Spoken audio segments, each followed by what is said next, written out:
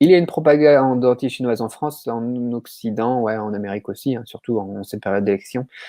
C'est bien, pendant les élections, c'est bien d'avoir un ennemi commun aussi. Enfin voilà, tu comprends un petit peu leur logique quand tu connais un peu la manipulation et le marketing. Voilà. Donc la Chine, c'est le grand méchant, avant c'était les Russes, enfin bon voilà.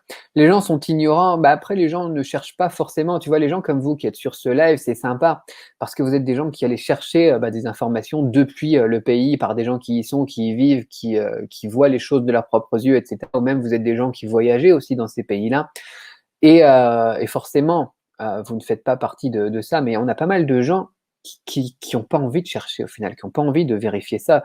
Et au pire, ils vont juste essayer de trouver un billet de confirmation et ils vont te contacter, ils vont dire voilà, les Chinois ils sont comme ça. Et si tu dis le contraire, ils vont dire bah t'es payé par le gouvernement chinois ou je sais pas quoi, tu vois. Et voilà, ils ont pas envie et ils ont pas envie d'entendre un autre son de cloche, donc c'est malheureux quoi.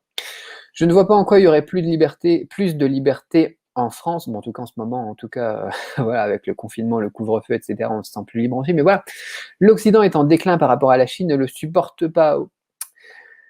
Globalement, la tendance, effectivement, nous montre ça. Je ne sais pas si elle pourra s'inverser ou pas, mais c'est malheureux. Effectivement, la Chine, ça va de mieux en mieux, les salaires augmentent, le niveau de vie augmente, les gens vivent de plus en plus longtemps, etc.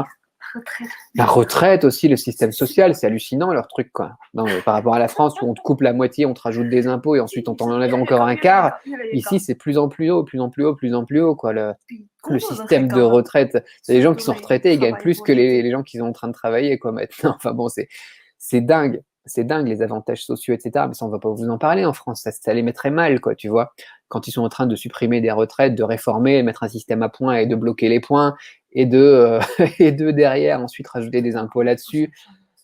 C'est horrible. Non, mais c'est horrible, quoi. Mais, enfin voilà, ouais, effectivement, c'est une tendance. La tendance pour les Chinois est très positive et pour l'instant, pourvu que ça dure, et c'est pour ça aussi, au niveau donc, de tout ce qui est gouvernement, politique, etc., les Chinois ne se plaignent pas de leur État, hein, que ben voilà, en France, c'est en Occident en règle générale, en tout cas en Europe de l'Ouest et aux États-Unis, bah, ça va dans l'autre sens, quoi. C'est en déclin, effectivement, c'est une tendance baissière et c'est un peu triste, quoi. Donc, bien évidemment, on va dire, ouais, c'est eux, c'est les Chinois, ils nous volent nos emplois, etc. Ça fait un grand méchant et tout ça, mais pendant ce temps-là, en tâche de fond, ils essayent quand même de trouver des solutions pour essayer de remonter un peu la pente, quoi.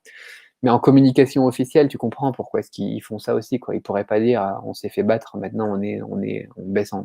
Enfin, après, tu les as les classements aussi sur les puissances économiques, etc. Mais tu peux comprendre aussi cette propagande entre guillemets de l'Occident qui n'a pas vraiment d'autre choix en attendant de se relever un coup, quoi, ou d'essayer de reprendre le train en marche, quoi. Voilà, c'est sensible comme sujet, c'est difficile à aborder et beaucoup de gens ne veulent pas entendre aussi le fait que ça se passe bien en Chine, par exemple. Et du coup, ça complique aussi les choses, quoi. Mais je pense que l'Europe, en tout cas, a un rôle à jouer dans le monde vers lequel on se dirige. S'ils se reprennent en main, il y a carrément moyen de faire quelque chose, quoi. Les États-Unis, ils sont en train de perdre leur place de super pouvoir et puis de gendarme du monde.